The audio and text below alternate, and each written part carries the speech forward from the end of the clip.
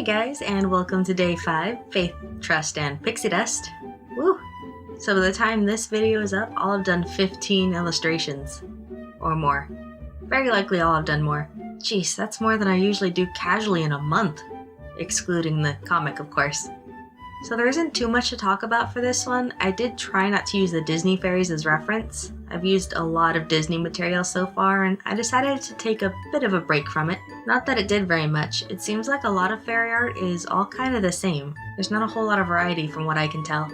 All the stuff I found was pretty generic, so if you know of any artists who have more of a unique interpretation of fairies, let me know. So before I forget, I did try and play around with the shading by trying out a multiply layer.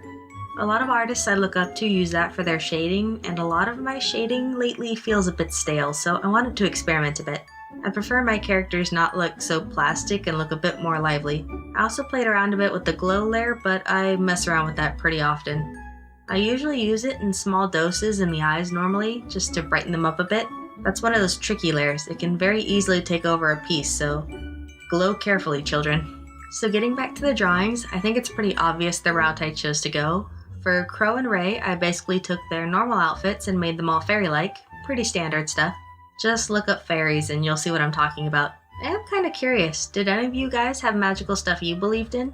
I was firmly convinced at a young age that all sorts of creatures were real.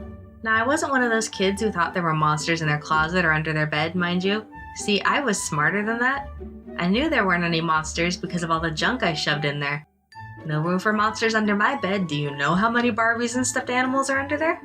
But I just knew that fairies, mermaids, and things like that were real. I don't know why. I'm blaming Disney, but who really knows? And I believed in them until about kindergarten, maybe first grade, until we had this class assignment where the whole class was clumped together around this board and the teacher was putting these cutouts of sea creatures on the board. The class was going around naming different animals in the sea, crabs, sharks, etc. And little innocent Natasha asked, "Hey, where's the mermaid cutout?" And the teacher just responded, "Oh, mermaids aren't real," and just moved on.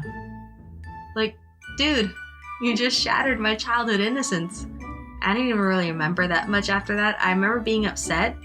Not to like the point of crying or anything. I mean, I wasn't some big baby. Just like picking at the grass in the corner of the playground kind of upset. Looking back now, of course, I just find it pretty funny. Darn, I should have saved that story for the mermaid day, darn it. Oh well. You know, for how much I loved fairies and mermaids, I'm surprised I never dressed up as one for Halloween. I don't remember too many costumes from when I was little.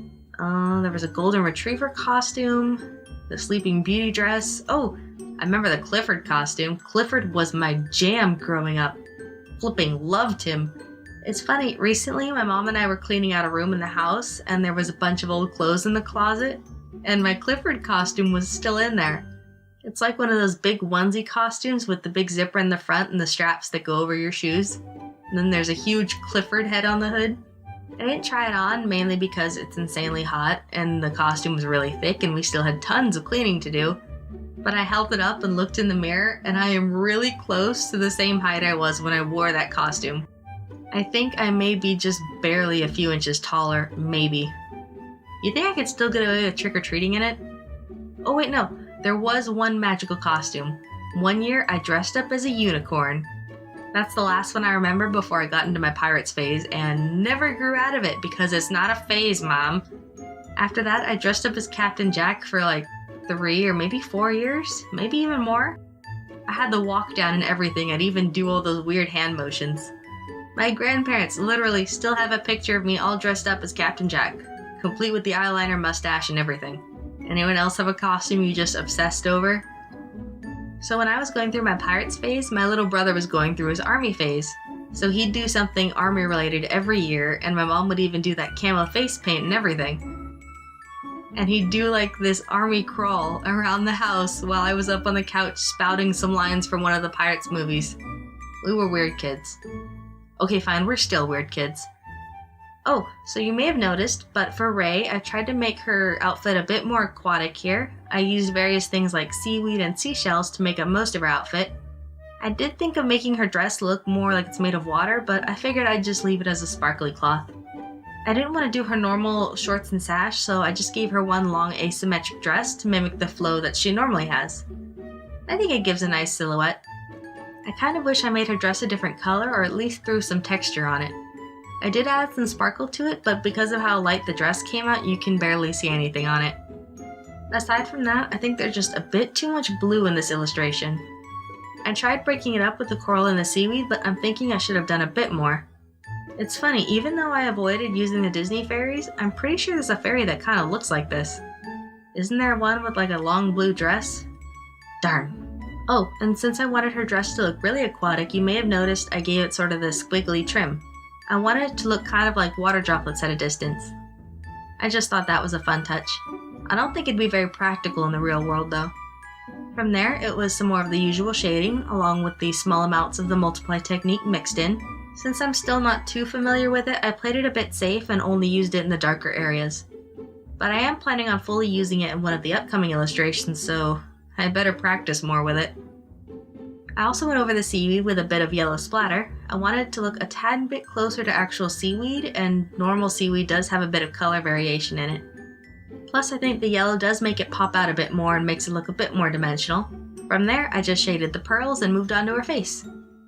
So I didn't want to do freckles for this one. Instead, I kind of wanted to mimic her freckles, so I did this dotted sort of face paint instead. I also played around a bit with the blush tones, and I think it came out much better than normal. I used more of a coral shade instead of pink, and I think it came out way more natural than normal. So for her wings, I'm sure there's a lot of you who can guess where I got that inspiration from. If you've seen Steven Universe, chances are you know the character I got the water wings idea from.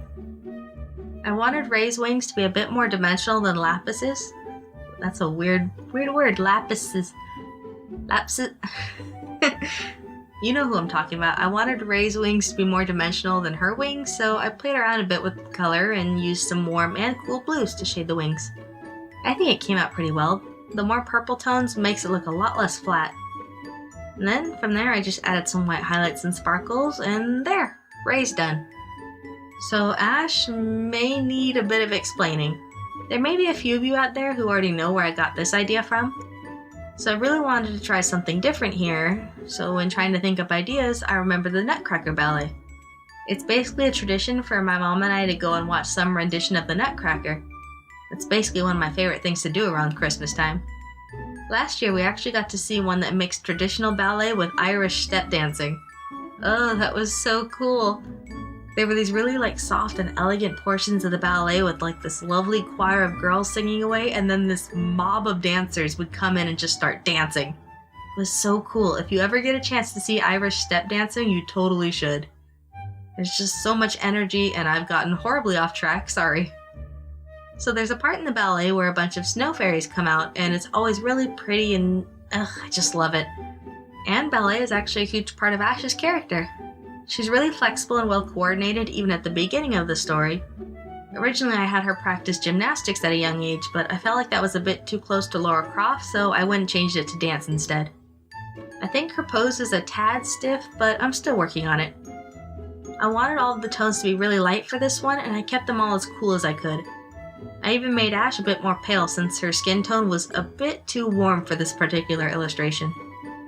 I also pulled some of her hair back since most ballerinas tend to have their hair pulled back into a really tight bun, but because of my own personal bias, I left a lot of her hair loose. I really just don't like pulling all the characters' hair back. I feel like it takes out a lot of their personality. Even if I have to draw a character with their hair pulled back, chances are I'll still leave little wisps of hair peeking out. I also wanted to make her skirt a bit more snow-inspired, so I drew on these extra pieces of fabric to mimic the traditional snowflake shape. Originally, I was going to draw a stiffer tutu to go with it, but I just like the more flowy style instead. I also tried out some things to make more sheer material. I've done coloring to indicate sheer fabric, like on my avatar, but I wanted to try making entire portions of fabric sheer. So, in using some layering and some of the soft eraser, I made her skirt and sleeves look a bit more sheer. Again, not entirely transparent because I don't know how well that transfers on Redbubble, but sheer enough on her arms and legs. I think it's a nice touch, and I actually wish I'd tinkered around with it a bit more. Her wings I kept pretty simple, just different blue tones, again with the glow layer and some sparkles. I had a bit of trouble deciding on a silhouette for the wings since I didn't want them to be super sharp and stiff, so I curved them out a bit.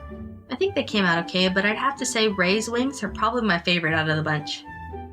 So that does it for today's illustrations, and we'll be changing things up quite a bit for tomorrow's theme, just a poor sinner.